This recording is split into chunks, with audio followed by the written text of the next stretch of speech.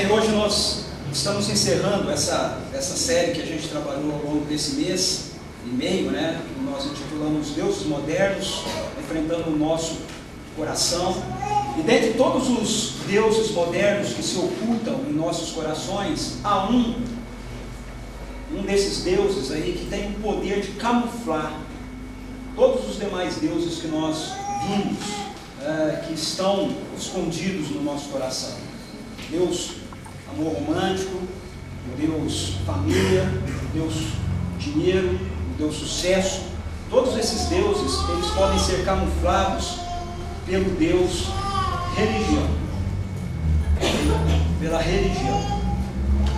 A religião, ela pode ser um falso Deus que se oculta no nosso coração e que promove a justificativa para a gente poder manter todos os demais deuses operando no nosso viver, ou não percebermos que esses falsos deuses estão exercendo influência sobre nós.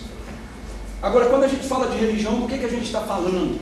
A cultura religiosa, ela é formada pela ideia de que nós nos esforçamos para termos uma vida correta, e se nós nos dedicarmos a dar uma parte do nosso ser a Deus, e se nós fizermos tudo da maneira correta, conforme os princípios que nos são apresentados, né, pelas normas de uma determinada religião, então a gente tem o direito de ter as nossas expectativas satisfeitas. Em outras palavras, se eu estou dando tempo para Deus na minha vida, algum tempo para Deus na minha vida, se eu busco a Deus, então ele tem que abençoar as minhas expectativas com relação aos meus relacionamentos, com relação a uma vida que vai ser bem sucedida, com relação ao dinheiro, com relação a ter uma família, uma boa família. De todos os demais deuses, então, talvez a religião seja o mais sutil, porque esse falso Deus nos dá a sensação, uma falsa sensação, de que nós estamos fazendo algo que tem a ver com Deus. Quando a gente fala de religião, a gente, não, peraí, mas isso tem a ver com Deus, seja qual for a religião, ok? Isso tem a ver com Deus, eu estou buscando a Deus, mas no fundo, não tem. No fundo tem a ver apenas conosco mesmo, e mais uma vez, com a nossa expectativa de encontrar sentido, de encontrar alegria, de encontrar satisfação fora de Deus. Por quê? Porque embora Deus esteja dentro desse cenário da religião, ele na verdade é apenas um complemento para toda a nossa vida. Na religião, Deus de fato não é o centro da nossa vida. Ele é alguém que faz parte da nossa vida, para que as demais expectativas que a gente tem da vida possam ser concretizadas. Então, como é que nós podemos perceber se a nossa busca por Deus, ela está sendo influenciada por esse falso Deus da religião? Eu penso que a melhor maneira da gente olhar para isso, analisar isso juntos aqui, é através de um texto que se encontra no Evangelho de Mateus, no capítulo 23. Nesse texto, Jesus ele está confrontando um grupo de pessoas que na época dele, conhecidos como escribas, ou mestres da lei, que era aquele pessoal que ensinava, né, sobre o Antigo Testamento na sinagoga, e os fariseus. Os fariseus eram um partido religioso político, ok? Era um partido político religioso, era uma ala assim, bem da direita, né, da época de Jesus.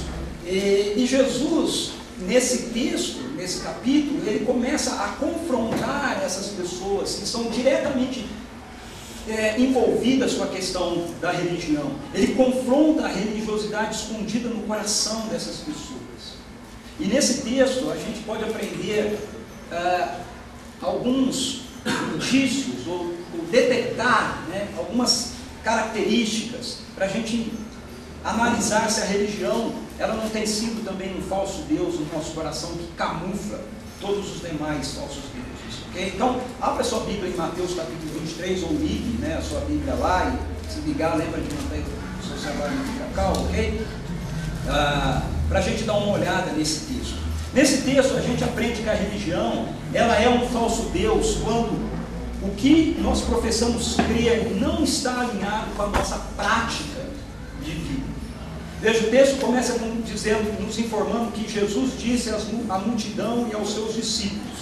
Então, o que Jesus está falando, ele não está falando diretamente com os religiosos, ele não está falando diretamente com os mestres da lei, diretamente com os fariseus. Ele está falando com a multidão que o está ouvindo e com os seus discípulos que o estão ouvindo sobre a atitude dos mestres da lei e dos fariseus. E o texto diz para a gente então que ele diz o seguinte: os mestres da lei e os fariseus se assentaram na cadeira de Moisés. Essa é uma expressão para falar que eles é quem tinham autoridade agora para ensinar como Moisés foi um servo de Deus no Antigo Testamento, que tirou o povo do Egito, e que Deus, através dele, deu a lei, né, deu todos os princípios e orientações para a vida que a gente deveria ter. E aí Jesus diz: obedeçam-lhes e façam tudo o que eles lhe dizem, mas não façam o que eles fazem, pois não praticam o que pregam. Aquele famoso ditado, né?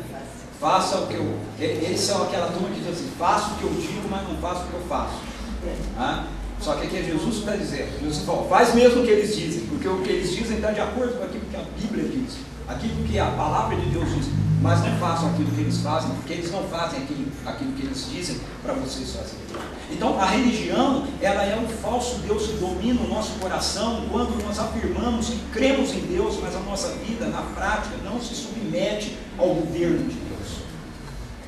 Esses escribas e fariseus, o problema deles era esse, é que eles viviam falando sobre o que as Escrituras diziam, mas eles não se submetiam àquilo que as Escrituras diziam. Jesus, ele dá dois exemplos do que ele está falando aí, para deixar claro para as pessoas. O primeiro exemplo, ele mostra que essas pessoas afirmam a graça, mas eles exigem a lei para as pessoas.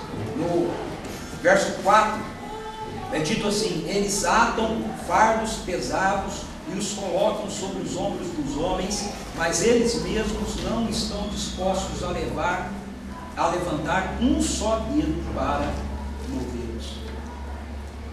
Então essas pessoas afirmavam a realidade da graça de Deus, mas eles atavam sobre as pessoas fardos pesados. O falso Deus religião, ele sempre procura nos justificar diante dos outros, exigindo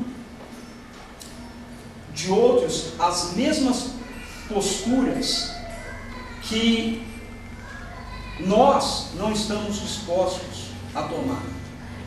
A gente aponta para os outros e a gente diz: olha, você precisa fazer assim, você precisa fazer assado, você precisa agir dessa maneira, mas a gente mesmo não está disposto a fazer aquilo. A gente mesmo não está disposto a pagar o preço por aquilo que a gente está falando. Ou, quando é conosco, nós temos a tendência de avaliar a situação de uma outra forma. Quando é com o outro, a gente é rápido a falar: olha, isso é pecado, isso está errado. Mas quando a gente olha para a gente, não, eu tenho problema. Não, sabe, isso é uma dificuldade que eu tenho. Quando é para apontar para o outro, a gente é rápido para fazer uma lista, né, das falhas que a pessoa tem. Mas com a gente, quando o erro é com a gente, nós achamos que as pessoas precisam perdoar, mas quando nós rodamos com os outros, a gente diz que não, mas olha o que ela fez comigo. Quando nós não temos o nosso desejo satisfeitos, nós acusamos outros, porque nós nos sentimos frustrados por não termos sido acolhidos nas nossas exigências. Jesus vivia sendo acusado por essas pessoas.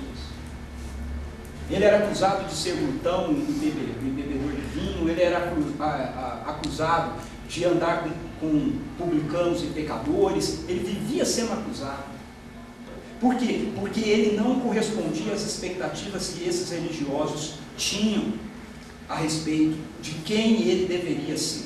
Então eles se sentiam frustrados.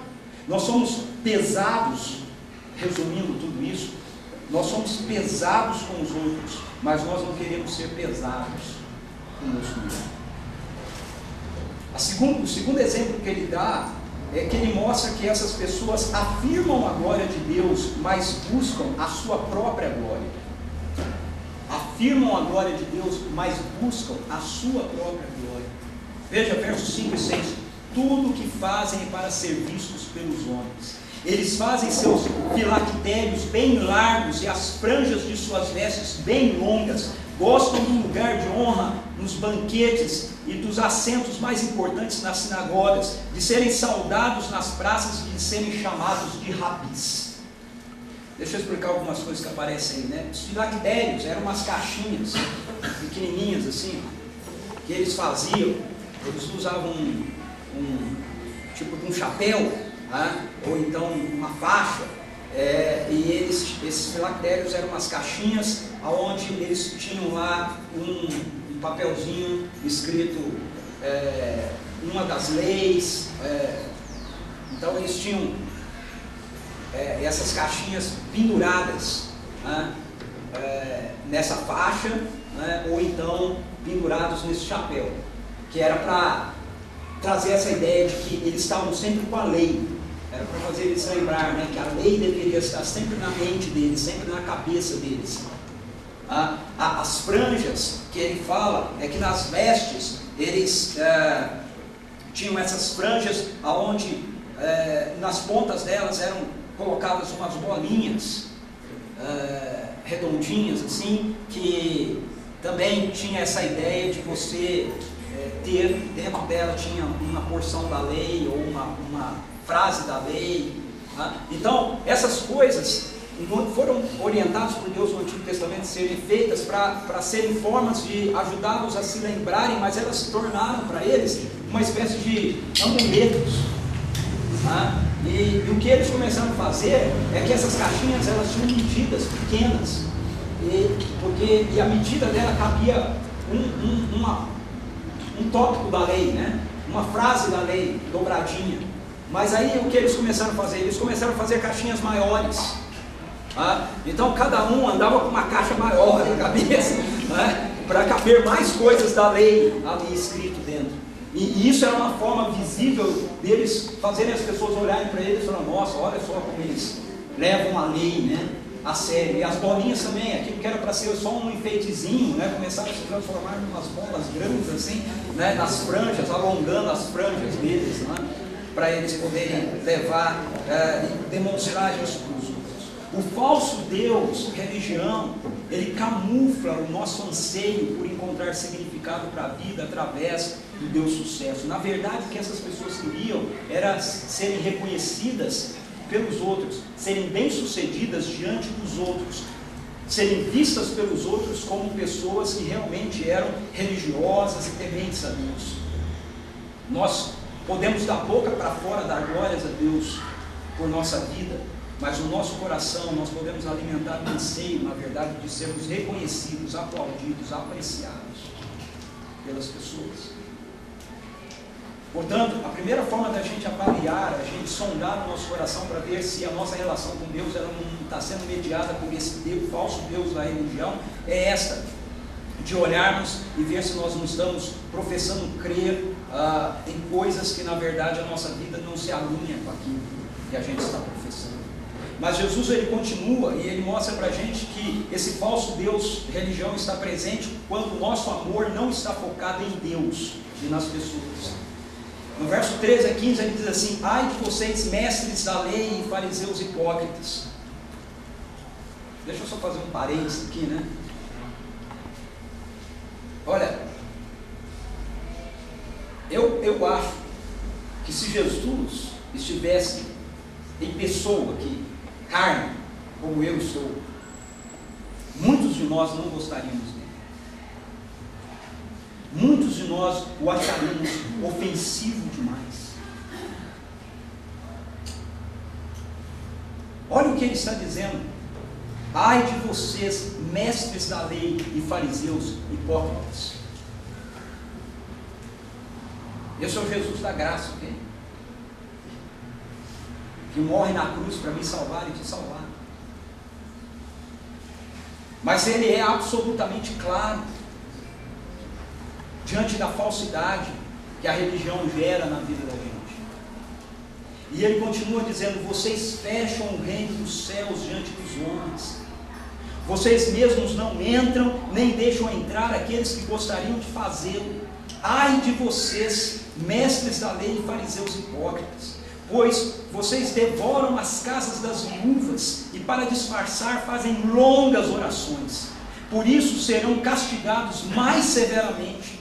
Ai de vocês, mestres da lei e fariseus hipócritas, porque percorrem a terra e o mar para fazerem um convertido, e quando conseguem, vocês o tornam 2 vezes mais filhos do inferno do que vocês. Palavras duras, né? Duras. Primeiro ele diz que eles são hipócritas, ele lança um ai sobre eles, porque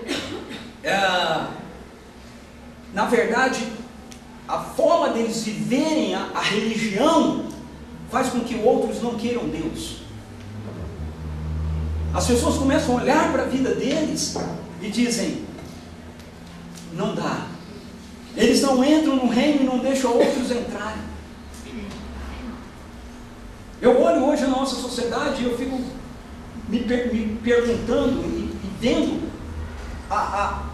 quantas pessoas eu conheço que dizem: olha, eu não vou, eu não quero saber da igreja, eu não quero saber de Deus, eu não quero saber, por causa de fulano, ou por causa de alguém que eu conheci. É verdade que algumas dessas pessoas usam isso como uma desculpa, ok? Mas é verdade também que muitas vezes a nossa postura em relação a Deus apresenta um Deus tão negativo para as pessoas, que as pessoas não têm interesse em querer conhecê-lo. Assim era a vida dos escribas e dos fariseus. Era tanta lei, tanta regra, tantas coisas que precisavam ser observadas. Eles eram tão superiores que as pessoas, e Jesus diz: essa superioridade não coloca vocês no reino de Deus, e ela impede que outras pessoas entrem no reino de Deus. Ele diz que ele lança mais sobre eles também, dizendo que eles devoram a casa das viúvas. Isso aqui é porque haviam viúvas ricas na época de Jesus, e os mestres da lei e os fariseus geralmente iam até essas mulheres e eles tiravam o dinheiro delas, ok? Deveriam servi-las de graça, mas eles não faziam isso de graça. E ele lança um terceiro ai sobre eles, porque ele diz que eles ainda têm a capacidade de gerar esse tipo de religiosidade na vida de outras pessoas. Ou seja, ainda é gente que consegue produzir outras pessoas iguais a eles. O falso Deus religião, então, camufla no nosso coração a nossa ganância e a nossa subserviência a esse Deus dinheiro. Nós estamos interessados no que nós podemos tirar dos outros, quando esse Deus religião domina o nosso coração. Quando nós amamos mais as coisas do que a Deus e as pessoas, mesmo que nós estejamos envolvidos com atividades religiosas, essas atividades não geram a vida de Deus.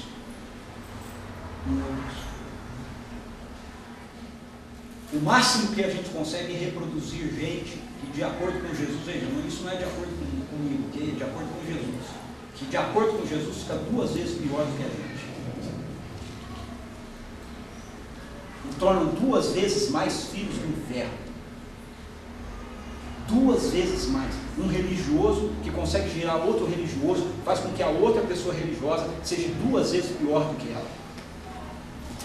Terceiro, Jesus mostra que o falso Deus religião está nos dominando quando nós invertemos os valores do reino de Deus para justificar as nossas atitudes.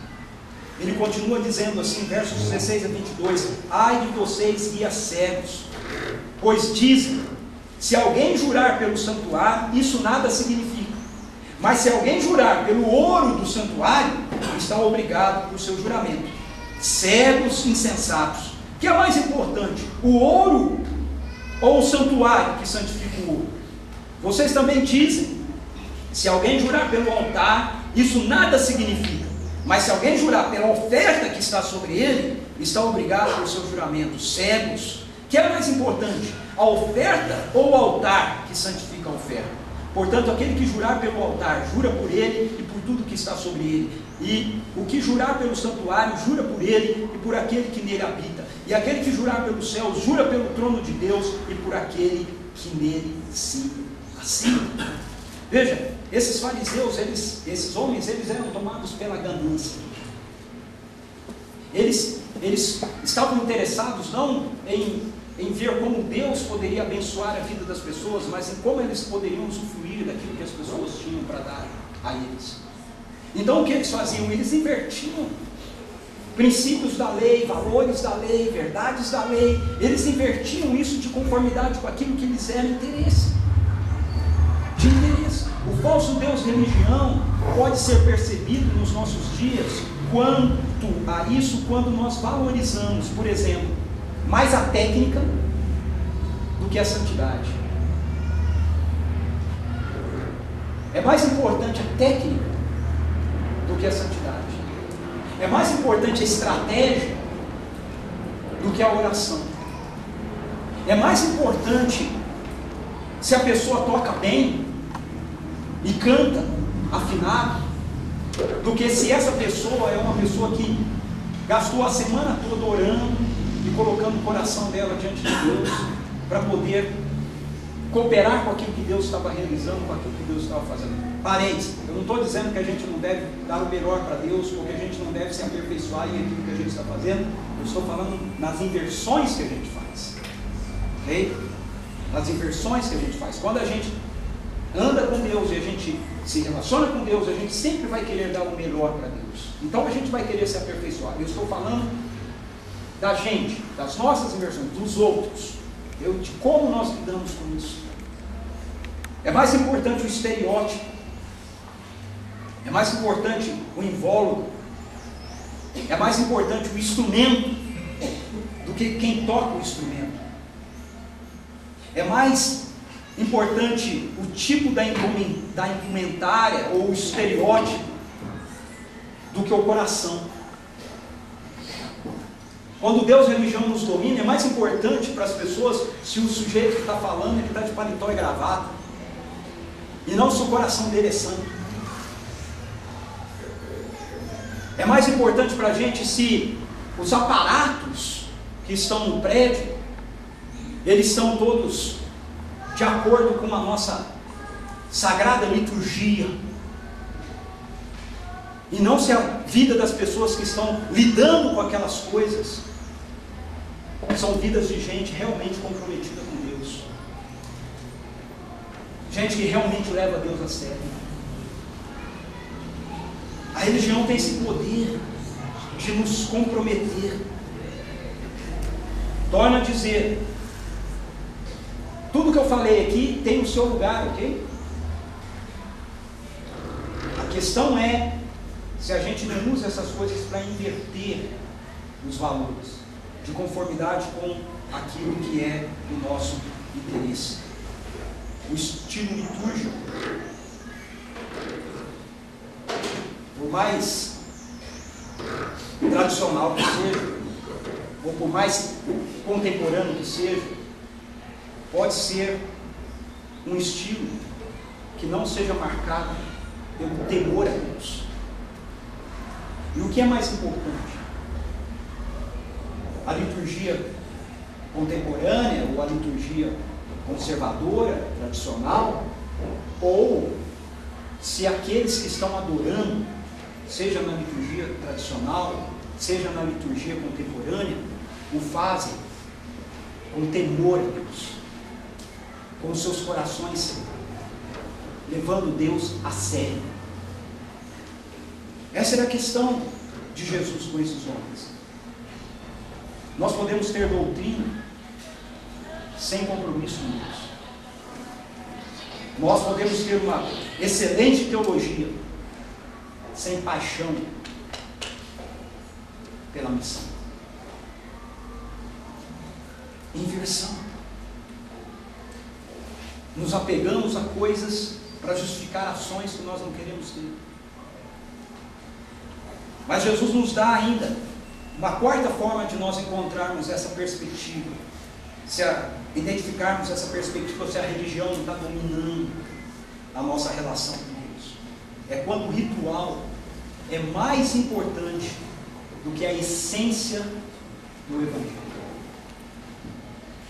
Veja o que ele diz nos versos 23 a 28. Ai de vocês, mestres da lei e fariseus hipócritas, vocês dão o dízimo da hortelã, do endro e do cominho, mas têm negligenciado os preceitos mais importantes da lei: a justiça, a misericórdia e a fidelidade. Vocês devem praticar estas coisas. Que coisas? Justiça, misericórdia e fidelidade, sem omitir aquelas. Quais são aquelas? Os dízimos, guias sérios. Vocês coam um mosquito e engolem um camelo. Ai de vocês, mestres da lei e fariseus hipócritas, vocês limpam o exterior do copo e do prato, mas por dentro eles estão cheios de ganância e cobiça. Fariseu cego, limpe primeiro o interior do copo e do prato, para que o exterior também fique limpo. Ai de vocês, mestres da lei e fariseus hipócritas, vocês são como sepulcros caiados, bonitos por fora, mas por dentro estão cheios de ossos e de todo tipo de imundície. Assim são vocês, por fora parecem justos ao povo, mas por dentro estão cheios de hipocrisia e maldade. Duras palavras. Jesus, ele confronta esses homens aqui em algumas questões interessantes. Primeiro, na cultura de Jesus, desde o Antigo Testamento, você deveria dar o dízimo da colheita que você tivesse. A primeira colheita que você tirava da terra, você tinha que dar 10% dos grãos para o templo, para que houvesse sustento para os sacerdotes, para os levitas e também para as pessoas que tivessem necessidade, e irem lá e serem então remunerados. Só que esse era da grande colheita. Os fariseus, para quererem se mostrar bastante justos, eles davam o dízimo da grande colheita, mas eles também davam das pequeninhas, que não tinha, né, valor. Né? Mas moçada, tá vendo? Nós damos dízimo, até daquilo que não tem muito valor, a gente dá dízimo também. Né? Da hortelã, do endro, do cominho, a gente dá dízimo de tudo. E ele diz: vocês fazem isso mesmo, só que vocês não praticam uma vida justa, vocês não têm misericórdia das pessoas, e vocês não são fiéis a Deus. Então não adianta nada cumprir regras religiosas, trazer o dízimo, guardar o sábado e etc. Se você não é justo, misericordioso e fiel. Você tem que fazer essas coisas, ser justo, misericordioso e fiel, porque sendo assim, as outras coisas você vai continuar fazendo. Jesus os confronta ainda dizendo: vocês são tão preocupados com aquilo que pode contaminar vocês. Entre os rabinos, os mestres da lei, eles ensinavam que o ser, né, o menor animal que produzia impureza na vida de uma pessoa era o mosquito. E o maior animal que produzia impureza para o judeu, é o camelo. E Jesus diz: vocês estão tão preocupados com o mosquitinho, né, que pode causar impureza para vocês, mas estão engolindo o camelo. Ele está fazendo uma lição de objeto aqui, né? Está sendo jocoso aqui com eles, né? Está fazendo uma piada com eles. Você vai: olha, vocês são muito engraçados, vocês estão tão preocupados com o mosquitinho, mas vocês engolem o camelo. Vocês estão preocupados com manter a aparência, mas sabendo, desculpa a expressão que eu vou usar aqui, mas sabendo do lixo que está dentro do coração. Vaidade, orgulho, impureza. Vocês não se preocupam com isso, ninguém pode ver isso. Vocês querem apenas mostrar aquilo que as pessoas podem ver. E aí ele fecha isso tudo com essa ilustração. Vocês são como visitar o cemitério em dia de finados. Os túmulos estão todos lavados, está tudo bonito, cheio de flor. E as pessoas dizem: que túmulo lindo, mas dentro só tem morte, ossos, destruição. O falso Deus religião engana o nosso coração, fazendo com que nos satisfaçamos com realidades que são triviais, nos levando a valorizar mais a aparência do que a transformação que o Evangelho deve gerar na nossa vida. E aí, como é que a redenção pode acontecer na religião? A religião, ela é redimida quando ela deixa de ser o esforço da nossa parte para merecermos o favor de Deus, e ela passa a ser o reflexo do Evangelho no nosso viver. A gente tem bastante problema com a palavra religião, né? Bom, a gente não sei, talvez você não tenha, eu tenho. Eu sou bem resistente com esse termo religião, porque ela é usada dentro dessa maneira que eu acabei de mostrar aqui. Mas a palavra religião em si, ela é muito interessante, porque ela vem do latim religare, que significa a ideia de religarmos a Deus. Religião significa religar, reconectar. Então, como ela foi distorcida pela queda, ela produz toda essa realidade que Jesus acabou de apontar aqui para a gente nos textos, mas ela em si, ela, assim como o romance, assim como a família, assim como o dinheiro, assim como o sucesso, ela em si não é má.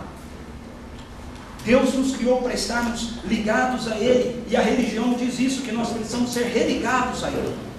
E o único meio disso acontecer é através do nosso coração se render ao Evangelho, de nos rendermos àquilo que Deus em Jesus Cristo fez por nós, em colocarmos a nossa vida novamente centrada exclusivamente em Deus. Veja isso que Jesus disse para os seus discípulos, no meio de todo esses ais dele aí para os escribas e fariseus hipócritas. Nos versos 8 a 12 ele se dirige aos seus discípulos dizendo assim: mas vocês não devem ser chamados rabis, um só é o mestre de vocês, e todos vocês são irmãos. A ninguém na terra chame pai como um título, ok? Isso é um título de autoridade, de governo, ok? A ninguém chame pai, no hebraico aí é Abba, né? Porque vocês só têm um pai, aquele que está nos céus. Tão pouco vocês devem ser chamados chefes, porquanto vocês têm um só chefe, o Cristo. O maior entre vocês deverá ser servo, pois todo aquele que a si mesmo se exaltar será humilhado, e todo aquele que a si mesmo se humilhar será exaltado. Em resumo, o que Jesus está fazendo aqui? Ele está dizendo: olha, deixe que eu seja o centro desse negócio. Deixe que eu seja o centro da história de vocês. Deixe que Deus seja o centro na vida de vocês. Não disputem comigo. Deixe que Ele seja. Não corram atrás do sucesso. Não queiram ser aqueles que vão ser os portadores da honra. Receba a honra e passe a glória. Receba a honra, mas passe a glória. Receba assim. Esse é um dos sentidos pelos quais, quando a gente canta, a gente adora, a gente levanta as mãos. Se você não faz isso, deve começar a fazer, ok? Experimentar como é gostoso você levantar as mãos assim, e dizer: Deus, isso não é para mim, eu não estou segurando isso para mim, isso tudo é do Senhor, é para ti, o Senhor é o centro. Quando nós rendemos a nossa vida ao Evangelho, o que acontece é que todos os falsos deuses que se escondem em nosso coração começam a ser revelados, e à medida que nós vamos abandonando-os, eles vão sendo redimidos pelo senhorio de Jesus Cristo sobre eles. Porque quando Jesus morre naquela cruz, meu querido e minha querida, Ele não morre apenas para minha ou a sua salvação pessoal. Quando Jesus morre naquela cruz, Ele morre para poder redimir toda a criação, para poder trazer todas as forças que competem com o governo de Deus de volta para debaixo dos pés do Senhor. É isso que o apóstolo Paulo nos coloca em Colossenses capítulo 1, verso 19 e 20, ele diz assim: pois foi do agrado de Deus que nele é Jesus, em Jesus habitasse toda a plenitude aqui de Deus, ok? E por meio dele, por meio de Jesus, reconciliasse consigo, não apenas os seres humanos, mas todas as coisas, tanto as que estão na terra quanto as que estão nos céus, estabelecendo a paz pelo seu sangue derramado na cruz. Então veja, na cruz, Jesus estabeleceu a paz entre nós e Deus, mas Ele também estabeleceu a paz entre nós uns com os outros, e Ele estabeleceu a paz, a nossa paz com o sucesso, a nossa paz com o dinheiro, a nossa paz com a família, a nossa paz com o amor romântico. Ele estabeleceu a paz, Ele trouxe todas essas coisas de volta para debaixo dos pés de Deus e do governo de Deus. Então nós podemos nos relacionar com todas essas coisas de uma maneira correta, sem que elas sejam o centro da nossa vida, com Deus sendo o centro da nossa vida. E aí todas elas então perdem a sua força e o seu poder de deuses sobre nós, e elas ocupam um lugar que desde a criação Deus fez para que elas pudessem ocupar. Então, como é que os falsos deuses são eliminados do nosso coração? Eles são eliminados à medida que, através da prática das disciplinas espirituais, da meditação nas Escrituras, de diariamente nós dedicarmos um tempo para parar, ler e pensar naquilo que Deus fala conosco através desse livro, através da prática da oração, porque quando a gente lê as Escrituras, nós precisamos entender que Deus está falando conosco através delas, e nós respondemos a Ele aquilo que Ele está falando com a gente, através da prática da comunhão dos santos, em nós investirmos a nossa vida uns nos outros, como povo de Deus, como igreja de Deus, ajudando um ao outro no serviço do reino e na edificação mútua, orando uns pelos outros, se relacionando uns com os outros, investindo uns nas vidas dos outros. Quando nós celebramos a ceia juntos, quando nós praticamos essas coisas e outras disciplinas espirituais, a vida de Cristo que nos foi dada através do Evangelho e que está em nós, ela começa a fluir de nós, ela começa a se tornar cada vez mais intensa, perceptível. E à medida então que nós vamos fazendo essas coisas, cada um desses falsos deuses, eles começam a ceder lugar no nosso coração, eles começam a serem banidos daí. Eles que estão abafando a vida plena do Evangelho que você já recebeu, vão sendo destronados, vão caindo, até que apenas a presença de Jesus seja central no seu coração, seja central no meu coração, até que Jesus se torne o único centro da nossa vida, e todas as demais realidades estejam submissas à vida dele que está em nós, e que é fortalecida em nós à medida que a cada dia nós escolhemos nos render novamente ao seu governo amoroso, a cada dia, e às vezes a cada momento dentro do nosso dia.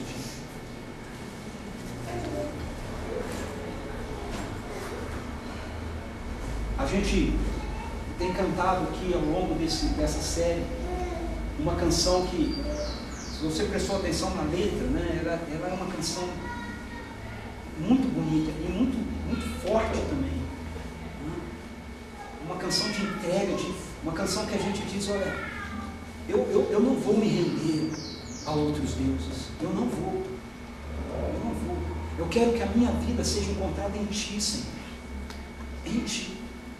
Agora, nós fazemos parte de uma geração onde nós achamos que essas coisas, elas funcionam automaticamente. Mas elas não funcionam assim. Usando uma frase aqui de um dos meus mentores do livro, né? Eugene Peterson, andar com Deus é uma longa caminhada em obediência pelo mesmo caminho.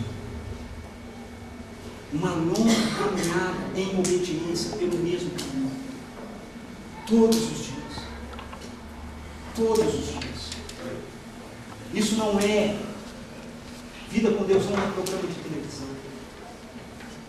Vida com Deus não é fórmulas mágicas que a gente desenvolve através de uma religião, de uma religiosidade.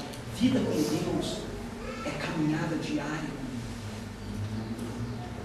E tem dia que a gente anda mais rápido. E tem dia que a gente anda mais devagar. Tem dia que a gente não consegue andar. Tem dia que a gente precisa de alguém que nos ajude a andar. Tem dia que nós vamos ser o alguém que vai ajudar o outro a andar. É por isso que vida com Deus não é para a gente que quer viver na sua individualidade.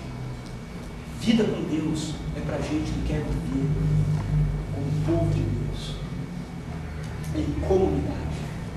A comunidade dos santos que caminham em missão com Deus. Eu quero encerrar essa manhã convidando você, eu chamo o pessoal da música, convidando você a ficar de pé e a gente cantar mais uma vez essa canção como sendo a nossa oração.